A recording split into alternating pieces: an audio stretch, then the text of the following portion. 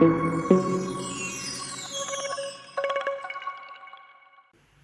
अस्सलाम वालेकुम स्टूडेंट्स, उम्मीद है आप सब खैरियत से होंगे। और हम एक कमेंट था जिसमें ये कहा गया था कि चैप्टर नंबर 10 की जो है वो रिव्यू एक्सरसाइज के नीचे चैलेंज योरसेल्फ के क्वेश्चन हैं वो समझ नहीं आ रहे, तो वो आप काइंडली समझा दें। तो मैंने सोचा उस पर वीडियो बनाती हूँ मैं, तो मैं एक्सप्लेन कर दूँगी। अगर आपकी इसके अलावा और भी कोई क्यूरीज़ हैं तो उसको भी हम वन बाय वन डिस्कस करेंगे। जितनी भी हमारी वीडियोस बनाई हैं हमने D1 के क्वेश्चंस की रिव्यू की मोस्टली मैंने बनाई है, बिकॉज बाकी एक्सरसाइज मुझे लगता है कि वो स्टूडेंट्स उसमें इतने कंफ्यूज नहीं होते। लेकिन अगर आपका कोई और एक्सरसाइज समझनी है और आप वो उसमें मसला आ रहा है तो आप बता सकते हैं, नेक्स्ट वीडियो उस पर बनाएंगे हम। और इसमें जो रिव्यू एक्सरसाइज अगर हमने 10 जो डिस्कस की थी उसमें वो सारा एंगल बेस्ड वर्क था कि एंगल कॉर्टेक्स और वर्टेक्स पे क्या होता है, ईच एंड एवरीथिंग वही इसका जो है ना वर्क था। अब नेक्स्ट हमारे पास जो चैलेंज योरसेल्फ में क्वेश्चन है वो थोड़े से ट्रिकी हैं, उसको सॉल्व करना ज़रूरी है। बिकॉज इसमें उन्होंने दो चीज़ें हमें बताई हुई हैं कि यहाँ पे अगर हम क्वेश्चन नंबर 1 की बात करें तो यहाँ पे उन्होंने कहा है कि ए जो है हमारे पास एक ओ ए रे जा रही है और एक ओ बी जा रही है, ठीक है। अगर हम इनकी ओ ए और ओ बी की रे की बात करें तो यहाँ पे हमें देखने को मिलता है कि एक हमारे पास n लिखा हुआ है, n-1 है, देन n-2 है, देन हमारे पास 1 2 3 है, ठीक है।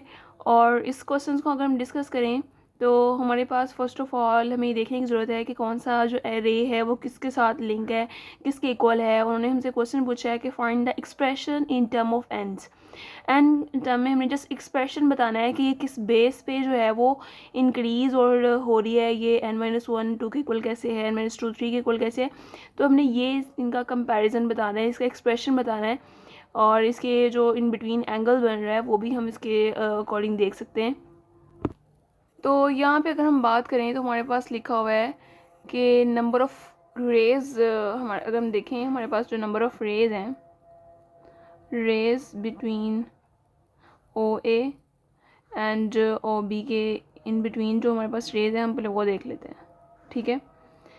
हमारे पास जो ओ ए और बी के बिटवीन जो रेज है हम उसको कंसिडर कर लेते हैं, 0 है, 1 2 एंड 3, ठीक है। एंड हमें nth जो टर्म है वो खुद फाइंड करनी है, राइट। ये हम इसको ऐसे कंसिडर कर लेते हैं। अब हमने अगर एक्सप्रेशन इसके फाइंड आउट करने हैं, हम दूसरी साइड पे देखें तो वहाँ पे हमारे पास लिखा हुआ है n लिखा हुआ है, जस्ट 0 पे तो कुछ नहीं, और 1 के बिल्कुल सामने n है, और इसके सामने है n-1, और यहाँ पे है n-2, और हमने nth टर्म फाइंड करनी है, राइट। और एक्सप्रेशन अगर हम देखें इसके एक्सप्रेशन क्या होंगे, तो हमने ये और ये दोनों दी हुई हमारे पास, इन दोनों को हमने सम करना, इनको सम में लिखना है पहले, ठीक है। लेट्स सपोज करना है कि हमारे पास n+1 है और n+2 है, ठीक है। और फिर उन्होंने हमारे पास कहा है कि जैसे हम देखें इनमें अगर हम पुटिंग करें 0 की, 0+1 हो जाएगा, और ये 0+2 हो जाएगा, 1 and 2 and 2 1 2, तो ये 2 बन जाएगा हमारे पास। तो ये किसकी इक्वल है, अगर हम इसको देखें तो ये 1 जो 0 टर्म है वो nth, उन्हें 0 में n नहीं है, सॉरी 0 में कोई नंबर नहीं है। तो देन हम इसको क्या करेंगे, अगर हम इसको 1/2 से मल्टीप्लाई करें कंपनसेट करने के लिए कि 1 के इक्वल आ जाए, बिकॉज हम फर्स्ट के अकॉर्डिंग कर रहे हैं, तो हम इसको 1/2 से मल्टीप्लाई कर देंगे तो हमारे पास जो है वो इक्वल आ जाएगा, ठीक है। तो हमने इसकी खुद से एवेलुएट किया कि इन दोनों को अगर हम सम में करें और मल्टीप्लाई करें, देन हम चाह रहे हैं कि इन दोनों का जो हमारा आंसर है वो फर्स्ट के इक्वल आए। अगर तो ये एज्यूम हमने किया हुआ था कि फर्स्ट के इक्वल आ गए, डेट मीन्स कि हमने जो हम इक्वेशन इसकी इवेलुएट कर रहे हैं, जो इसकी एक्सप्रेशन फाइंड कर रहे हैं, वो इसका यही होगा, ठीक है। तो अगर हम इसका देखें, हमने एक्सप्रेशन इसका हमने ये भी जो निकाला है, हमने इसका लेट्स सपोज एज्यूम किया है कि इसका 1/2 n+1 होगा और n+2 होगा, राइट।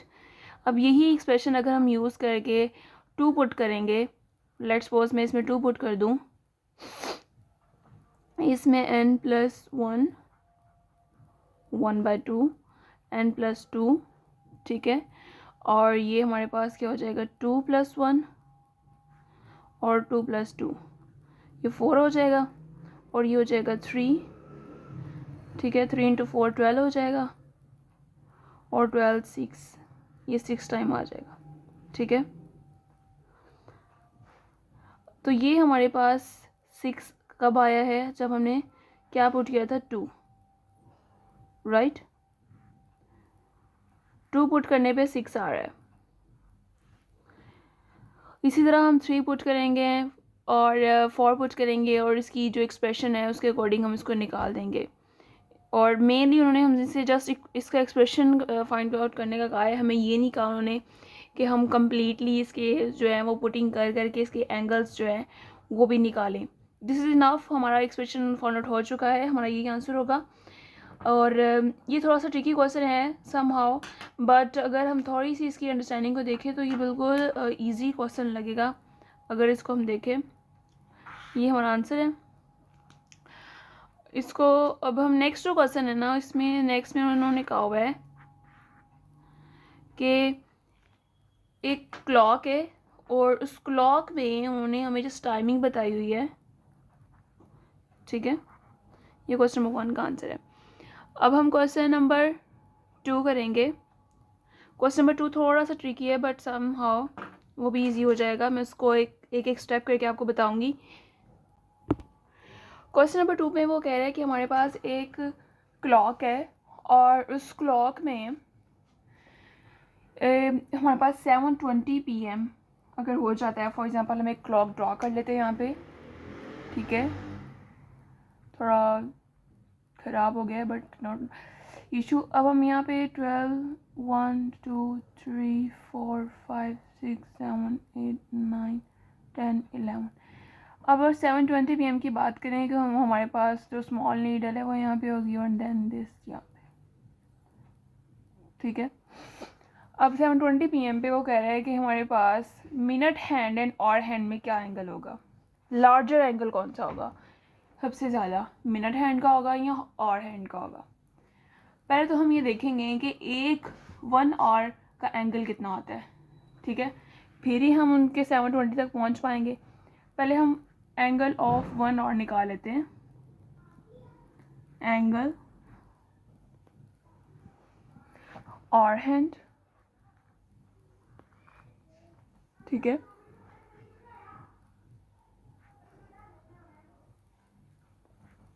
एंगल और हैंड हमारे पास जो है 1 आवर का अगर हम चेक करें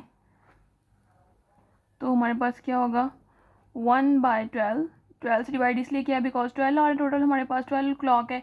अगर 24 और क्लॉक का कहता तो फिर हम 24 से डिवाइड करते। इसको मल्टीप्लाई करेंगे 360 से। 360 से मल्टीप्लाई इसलिए किया है बिकॉज एक पूरा जो राउंड है क्लॉकवाइज अगर हम देखें 12 से लेके 1 o'clock तक एक पूरा राउंड जो है वो 360 एंगल का होता है।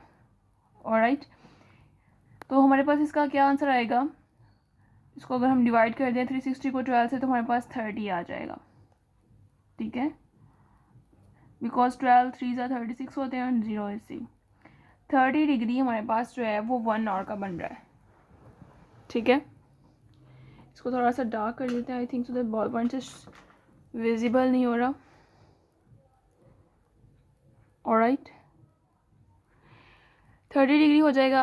अब ये तो हमारे पास 1 घंटे का निकला है और अगर हम इसका 12 to 7 PM निकालें एंगल और हैंड, अगर हम 12 to 12 नून कर लेते हैं 7 PM तक, फिर हम 7 को मल्टीप्लाई कर देंगे 30 से बिकॉज ये जस्ट 1 आवर का आया है ना।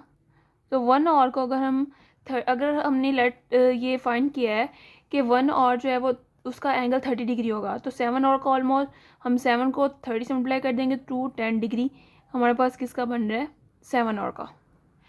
अब वो कह रहे हैं 20 मिनट जो है वो ऊपर है इसके 7 PM से 7:20 तक का निकालना है हमने। अब 20 मिनट कैसे निकालेंगे, अब 7 PM to 7:20 PM तक हमने निकालना है। हमने 7 o'clock तक निकाल लिया कि ये 210 डिग्री बन रहा है, ठीक है। ये हमारे पास, हम इसे लेट्स सपोज कर लेते हैं कि क्वेश्चन 1 है।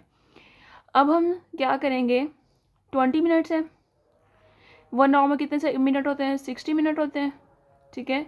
और इसको मल्टीप्लाई करेंगे हम 360 से, ठीक है।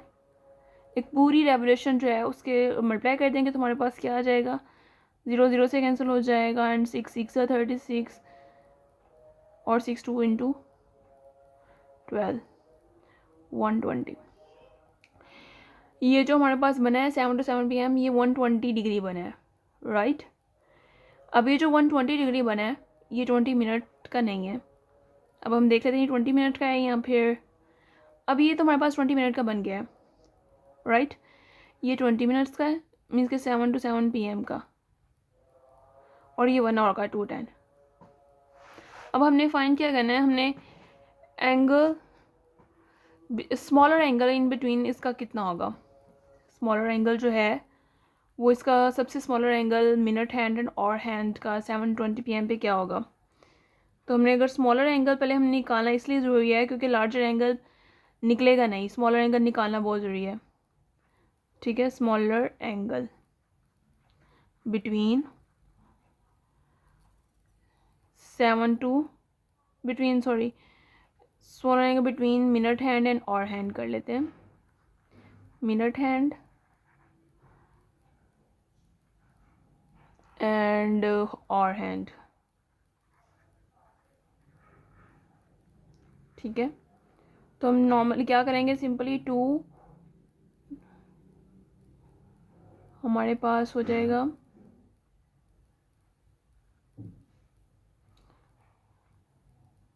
Sorry this is not for 20 I think so date, ये जो हमने निकाला है ये 120, ये जो हमने निकाला है ये 20 मिनट्स नहीं है, ये मिनट हैंड निकाला है। मैं थोड़ी यहाँ पे ना मेंशन करना थोड़ा सा, मिनट हैंड, ये मिनट हैंड है हमारे पास, ये और हैंड है, और हैंड हमारे पास 210 आया है जस्ट 7 PM का। हमने 7 PM to 720 PM का भी और हैंड निकालना है, ये मिनट हैंड है ओवरऑल, ओके। तो अभी जस्ट हमारे पास मिनट हैंड 120 डिग्री निकले, और हैंड हमारे पास 210 है, बट और हैंड में हमारे पास 7 to 720 PM का रहता है अभी। अगर हमने और हैंड निकालना है इसका, हम यहाँ पे दूसरा स्टेप कर लेते हैं नीचे, बिकॉज वो वहाँ पे मिसिंग हो गया। हम यहाँ करेंगे 7 to 7 PM, ये हमारे पास हम निकाल रहे हैं और हैंड, तो ये हो जाएगा 20/60 × 30। ये 30 हमने क्यों किया है, बिकॉज हमारे पास जो A1 और है वो 30 डिग्री के इक्वल है, तो इसलिए हम इसको कर रहे हैं, ठीक है। तो यहाँ पे हमने इसलिए इसको 30 से मल्टीप्लाई करना है क्योंकि हमने यहाँ पे पहले ही कैलकुलेट किया हुआ है 30 कहाँ से आया है। इसको हम करेंगे तो हमारे पास ये आ जाएगा 3 1 3 3 2 6 एंड 2 10 डिग्री, 10 डिग्री आया हमारे पास ये 20 मिनट्स का। अब हम 10 डिग्री को, ये जो हमने निकाला था 210 जिसको मैंने क्वेश्चन 1 का नाम दिया हुआ है, इसमें ऐड करेंगे, ठीक है। तो ये निकल आएगा हमारे पास 220 डिग्री। ये मिनट, ये और हैंड निकाला है हमने, मैं इसको थोड़ा सा ब्रॉड और बोल्ड कर देती हूँ। ये हमारे पास है और हैंड, ठीक है। और ये हमारे पास जो निकला है this one, this is minute hand, alright, this one minute hand, और ये जो 220 निकला है ये और हैंड है, ठीक है। और अगर हमें इनका डिफरेंस फाइंड करना है तो हम क्या करेंगे, हम और हैंड में से जो है वो मिनट हैंड माइनस कर देंगे तो हमारे पास आ जाएगा 100 डिग्री, ठीक है। ये आ जाएगा 220 माइनस 120। अब अगर हमें लार्जर एंगल फाइंड करना है इनमें, तो हम लार्जर एंगल कैसे फाइंड करेंगे, this is our last step of this question, larger angle between minute hand and और हैंड।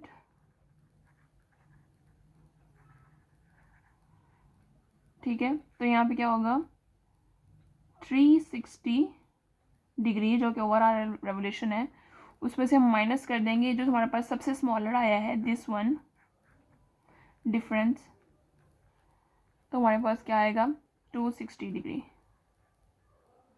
ठीक है, ये हमारे पास आ गया है इसका लार्जर डिफरेंस। थोड़ा सा इसको रिवाइज कर लेते हैं, कंफ्यूजिंग था बट ये देखें। फर्स्ट ऑफ ऑल आपने इसका 1 और का निकालना है कि 1 और में कितने डिग्री होंगे। 1/12 करके 360 से मल्टीप्लाई कर देंगे तो हमारे पास 30 डिग्री आ जाएगा। फिर हमने 12 to 7 PM मीन 7 और हो गए, 7 और को हमने 30 से मल्टीप्लाई करना है तो 210 और हमारे पास 210 डिग्री आ गया 7 और का। अब 7 और टू 7 PM के लिए हमने क्या किया है, हमने इसको मैं थोड़ा सा ये स्टेप हमारा यहाँ पे आ जाएगा।